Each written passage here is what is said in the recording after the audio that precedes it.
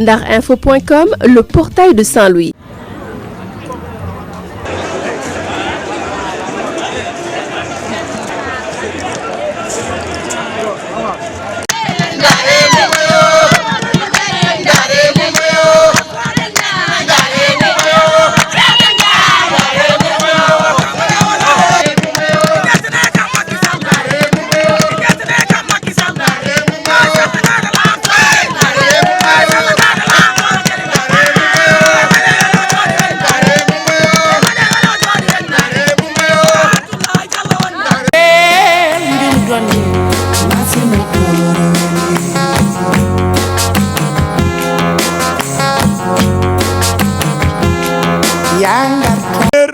ak fukk ak ñett yëg yoo xam ne éleveurs yi ñoo ko jox président ñu ne xam nga lan la xamuñu lu ñuy fayee président lu dul jël en charge caution bi nga xam ne caution présidentielle 2019 éleveurs yi jël nañ ko en charge tàccu leen seen bopp éleveurs yi tàccu leen kon. kooku mooy cadeau bu njëkk bi Aminata Mbengue jox président de la république ñu tàccu ko dafa am solo.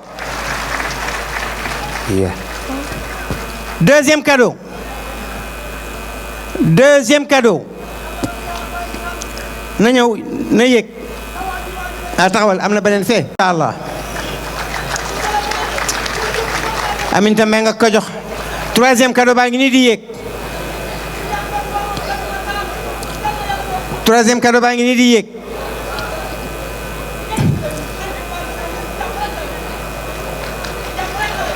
le cheval c'est joli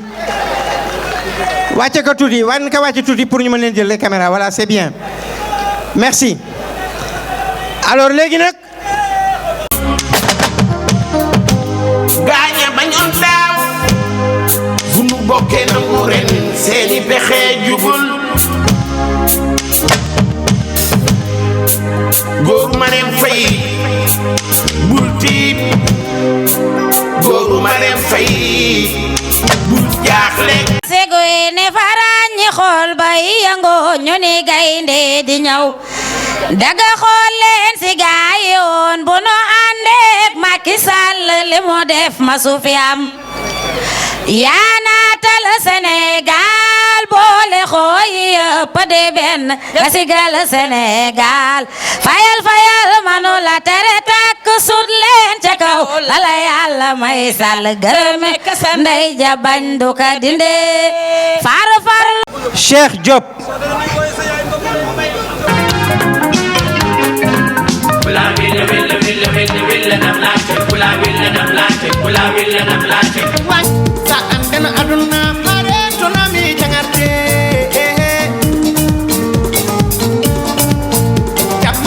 ñi jàppale président si la bokk nañ dimbale éleveurs yi ci wàllu bétail fekk rek lifuñu ko luñ mën a def itam day indi ay problème ay kilifa suñ dajee seen président ñëw nañ wax li nga xam ne mooy l'essentiel bi problème dafa am ci wàllu bétail man maa ko jiite 2010 ba léegi maa ngi ci def lépp lu ma man lépp lu ma am def naa ko ci taa bu ma am def naa ko ci ngir suma réew ci ndigalal kilifa yi nga xam ne ñoo ne ci Sénégal ñu ngi lay ñaan son excellence président Macky Sall nañ ko jël en main ak sa ministre de l'intérieur Aminata Mbengue Ndiaye moom li ko war lépp mu ngi ko siy def fexe na ba regrouper association yëpp ñi ñu xamuloon sax fexe na bañ xam leen kooku moom mu ngi liggéey lu bëri ci élevage fa bi ay aalaay rabbikumaa tukazibaani bëri na luñ ko bamtu si wenn saar kon gërëmaat bonut waaye na nekk mu nekk dëgg ñu ngi gërëm président Macky Sall ci bis bii mu jagleel éleveurs yi jagleel ko Sénégal yi waaye na jéem a fexe ba wàllu bétail mu def ci lu man mu wutal ko benn agence boo xam ne dafay taxawu Sénégal yi ndax kat am na ñoo xam ne dem nañ te mëntuñoo ñëw am na cas bu am Casamance juróom-ñetti fukki nag lañ jëlaale nañ sàmm ba téeméer nag ak juróom-ñaar fukk ci biir Kaolack ñan la ko jël ñoo fexe ba jàpp ko bàyyi nañ ko moins 5 mois loolu foog ñu wax ko ñi nga xam ne dañ problème dénk nañ ma ko maa jiite loolu man du ma jiite mukk te waxuma li ma yóbbante ñu ngi lay ñaan loo ci man def ko ci loo ci mën nag ñun ñëpp ñu ànd wuti ko say doomi réew mi ñun ay ndaw lañ dox nañ ci biti xam nañ ci biti mën nañoo andi ay moyens ànd la ko ak yow ñu fexe taxaw loolu ba képp koo amati problème bu ñu la jàppee nañ la teg juróomi at wala fukki at ñu taxawal loolu ñu ngi la koy ñaan ñun ñaan lañ xam. ñu ngi lay ñaanal yàlla yal na nga béy jaaw te yàlla bàyyi la sa kattan li. jërë ngeen jëf ñu ngi gërëm ñëpp ñu ngi gërëm suñu sëriñ Sadio Mbadal Tall yal na yàlla dimbali leen salaamaaleykum. Traditionnel. De plus, le projet régional d'appui au pastoralisme au Sahel devrait à terme permettre une bonne prise en charge de la santé animale. Les infrastructures d'appui prévues. Assalamu alaikum mon aynaɓe Sénégal. Eɗen jaɓɓo hadde mo ceerno Madani Muntaga wi ko arɗo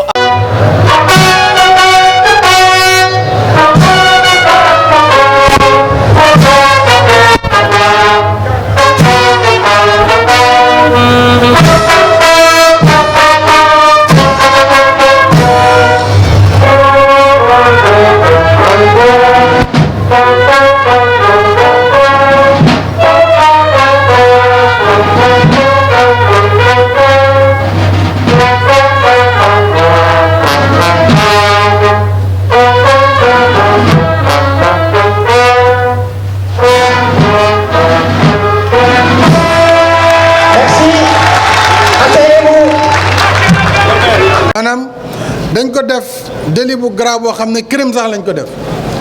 loo xam ne ku ko def bu ñu la jàppee yoon war na la teg gën gaa néew juróomi atu kaso gën gaa néew wala mën na dem ba fukki at ak ay amende yu leer loolu nag war nañu évaluer ginnaaw at wala ñaari at yi ñu ci dox nan la mbir mi demee ndax dafa am loo xam ne du mën a wéy ci am réew mënul taxaw ci jëmale kanam càmmam bëgg a sàmmkat yi am kattan bëgg a càmm gi jëm kanam gouvernement bi di ci def li mu ci def ci wàllu ay forages pastoraux di ko def ci aliments de bétail di ko def ci vaccination di ko def ci amélioration génétique loolu yëpp ñu koy nasaxal ci loo xam ne ay nit jàpp nañ ne ñoom am nañu boog ay wéeruwaay ba tax mën nañu défier loi bi défier état bi défier éleveurs yi dama ne loolu danañ ko dakkal ba mu jeex tàkk ci réew mi. kon madame le ministre bu ñu delloo Ndakaaru daañu ci waxtaan ak gouvernement bi danaa waxtaan aussi ci biir conseil supérieur de la magistrature ñu yokk sensibilisation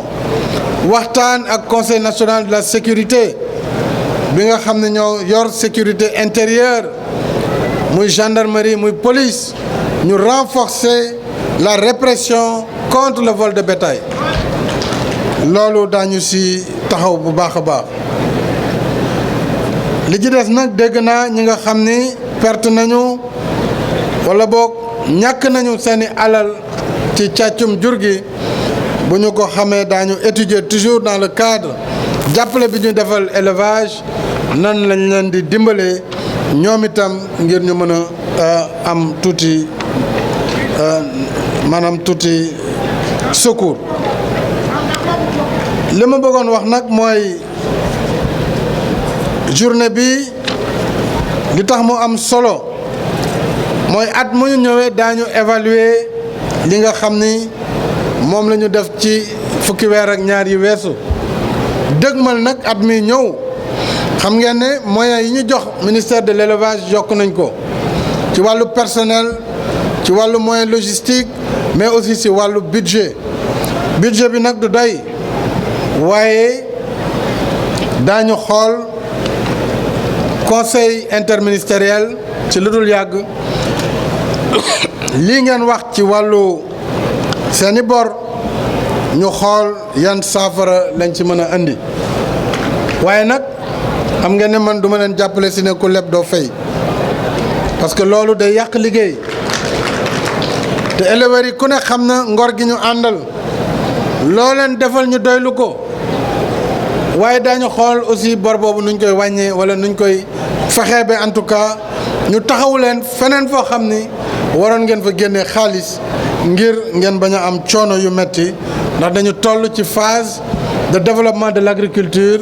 kon loolu dana bàyyi ministre bi mu waxtaan ci ak yéen ci lii ñu dëgmal waaye balaa ma pare dana taxaw tuuti ci Aminata Mbengue Ndiaye ndax ku liggéey war nañu taxaw seedeel la sa liggéey gërëm la te moom bokk na ci ministre yi nga xam ne jawrin yi fonk seen liggéey lool ñeme àll bi lool di waxtaan ak éleveurs yi lool te di rafetal li nga xam ne moom laa ko dënk kon Aminata Mbengue encore une fois depuis Ndioum maa ngi lay wax toute ma satisfaction si ni nga xam ni noonu ngay doxalee le secteur de l'élevage li ma waxoon itam mooy wàllu nag yi nga xam ne boo leen ko jëndee ñëw ñu laaj leen ay droits de douane daf ma xawoon a jaaxal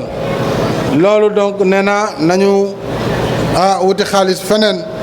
waaye pas ci ay nag yu dugg jóge Mauritanie wala jóge Mali kooku moom war na dakk ci réew mi li ci des itam muy TVA bi ci wàllu meew bi nga xam ni local la fii lañ koy raté fii lañ koy produire war nañ ko xoolaat bu baax a baax pour jàppale suñu laitier yi ndax suñu importation meew ñu mën ko wàññi ci biir réew mi ranch de Dolly nag am naa mbégte di leen xamal ne mois de janvier fii ak weer ba ñaari weer gën gaa bëri daañu pare liggéey bañ fa waroon amal muy mur de clôture sur les 125 kilomètres muy aussi ranch bi def nañ ci ay forage abreuvoir ak lépp loo xam ni dana permettre jur gi ñu mën a am fu ñu naanee ba mu doy culture fourragère daañu ko def daañu def ay unité pastorale ci ranch bi daañu def aussi unité laitière loolu yëpp loo xam ne xaalis bi taxaw na ba pare kon ngeen xam ne daal ci wàllu élevage lépp lu ñu waroon def taxaw nañ ci tey te it yoon yi desoon ak forage yi des na leen leer ne programme nañu ko daañu ko def maa ngi leen di sant maa ngi leen di gërëm kilifa diine yi ñëw bokk ak ñun bés bi Thierno Madani Mountaga Tall ma koy sant moom ak kilifa diine yëpp Thierno Yaya Ba ak mboole l'implication des maires du Sénégal pour l'autosuffisance en moutons à travers un projet novateur lancé il y a quelques mois à Sinthiou Bamambé dans le cadre du PRONAM. J'associe naturellement à ces remerciements et félicitations l'USAID et l'ONG IFER qui les accompagnent dans cette dynamique de territorialisation des politiques publiques. Sabu oɗon gandi nde kalnuɗon kam tampere mon e guyka jawdi ndi mi addi loi mo ganduɗa wino hankkadi kala nangaɗo e ɗen ɗon gueɗe